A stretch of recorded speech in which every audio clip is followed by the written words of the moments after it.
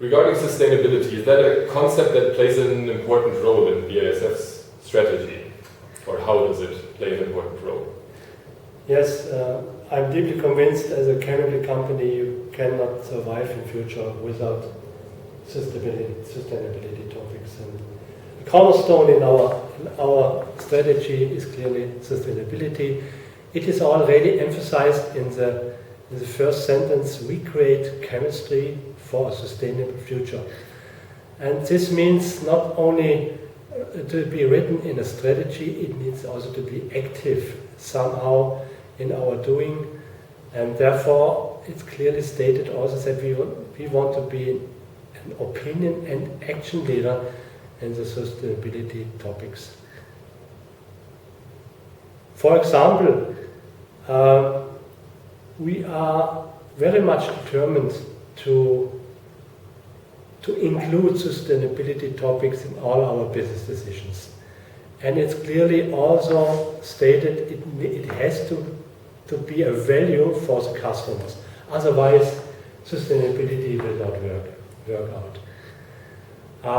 A typical example is, for instance, BASF is quite strong in automotive industry, and here development path is, for instance, to produce and develop battery materials for the electrical traffic in future.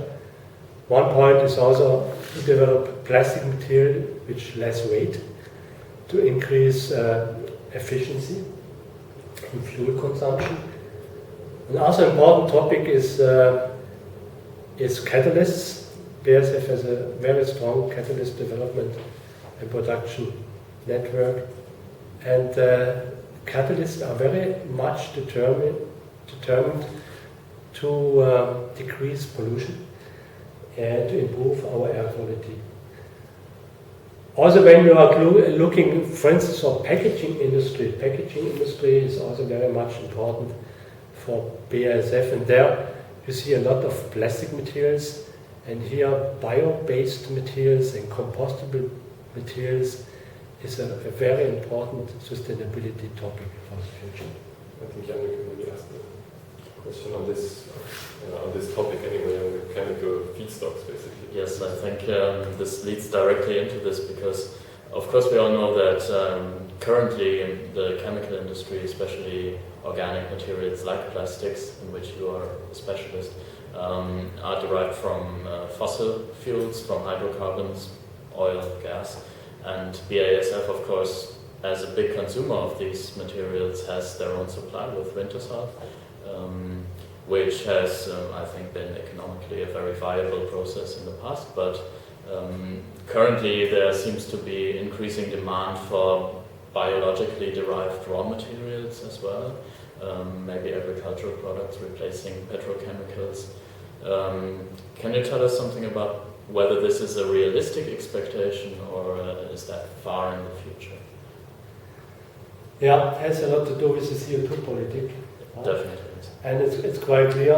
In our strategy, we have a very strong focus to grow CO2 neutral. And it's even declared in our strategy that the next 10 years, until 2030, we increase our volumes for sure, because anyhow the demand is there, but we are very much determined to do it CO2 neutral.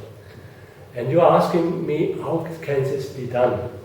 And it's quite clear when the volumes are increasing, and then automatically also the CO footprint will increase. And therefore, it can only be done by operational efficiency. Working on the processes you have, because it's quite clear, BASF is a process chemical industry. And then you have to do your utmost in order to reach this target, to work on your processes. And this can be done by development groups looking detailed on efficiency in the processes. It starts with what is the energy used here in the process. Then also when you are doing investments, then looking into CO2 neutral energy consumption, which is very much going to renewable energy when you build up a new plant. And also innovation. We have a huge R&D department in BASF, which is looking in detail what can be done really to be in processes CO2 neutral. And it's quite clear for the time being you have gas, you have oil, and the renewables are in the stage of further developments. It's just a question how you shift the mix to the right one.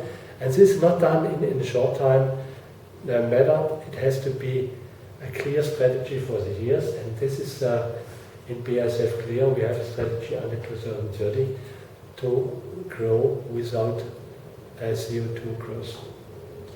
And this ambitious target will require innovation and new solutions, as you mentioned.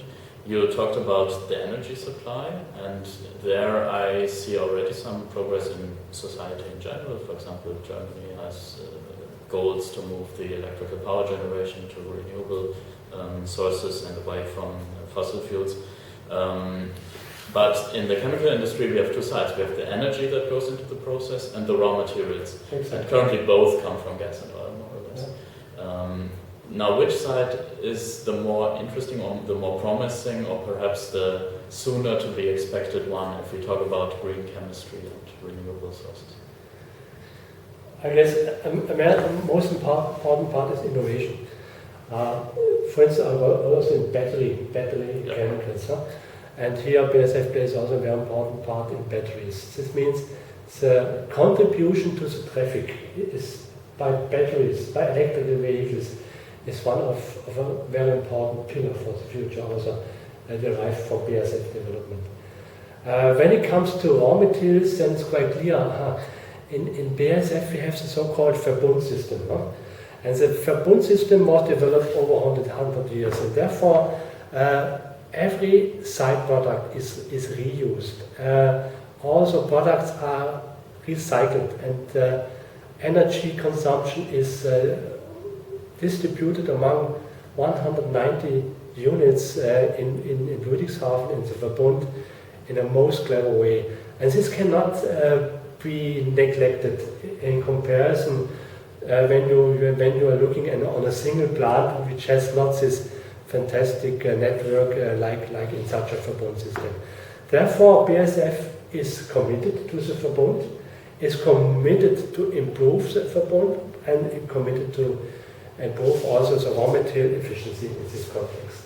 So you see many different playing fields. And one important field is also when you're looking at energy, it's clear you have to go to renewable energies as fast as possible, as much as possible. And it has also not to be neglected, it costs a lot of money. And you have at the end a lot of stranded assets which are not more used anymore. Because at the end it's also a very economic question how you are going forward with these stranded assets in the world. A big structural change. Structural change, yeah. Speaking of economic challenges and developments that are going on, of course, seeing Switzerland as one of the minor divisions of BASF, we are wondering how will this big company deal with this small local part of BASF. We see big investments in China currently, especially also in the Verbund strategy being applied there since 2019, I think. It's all very impressive, and the economic development in the Asian region is definitely dominating currently. But what is the future for Switzerland? Are you joining the move towards more biotechnology, more pharma, or are you still committed to the traditional chemical industry in Switzerland? Yeah, BASF is very strong in Switzerland with 3 production sites in Schweizerhalle, Keisten and in Monte, and they are producing typical chemicals. The main question is why these units are still there. Because you have Asian competition which could be much more cheaper. And one important point is the Swiss production sites were always able, with automation, with innovation, with high-skilled people, to keep competitiveness. And it's quite clear when you are able to produce for instance, antioxidants in Kaizen in Switzerland, competing with China and Taiwan and all these companies since many, many years, and you are still there as a world-class plant, then you do something good. And I can summarize it with high automation, a clear focus on digitalization, a clear focus on working efficiency, which means looking at your processes and makes them most efficient. And then at the end, you have still a great opportunity to survive in Switzerland with chemistry. And it's quite clear, Kaizen, for instance, is a small plant. It's still there and will be there in the future. And there you have very much committed people, high-skilled people, comparison to many other countries. You have a much more higher education level. But at the end, you have a very, very high automation level. And this very high automation level is not coming like this. It needs a development over years and a clear understanding that year by year you have to improve efficiency. If you have not this understanding to do it every year a step forward, the time will come and you are gone. And thus the chemistry is still alive in Switzerland and will survive. And there's still progress in this field, if I understand. I give an example.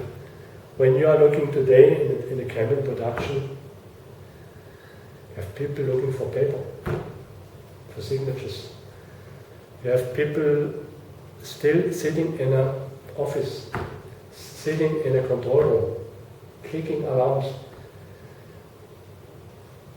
The future is different. You have a typical chemical worker has a tablet with all information on the tablet. But before he comes to a tablet, he has to understand the processes behind the tablet. He has to understand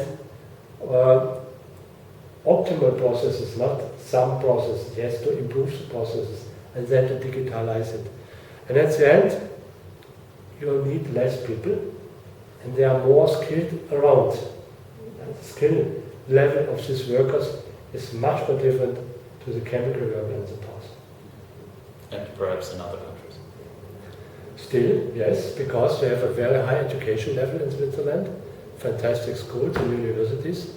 And this is exactly your chance as young people, because you are really wanted and you have fantastic opportunities in this chemical industry.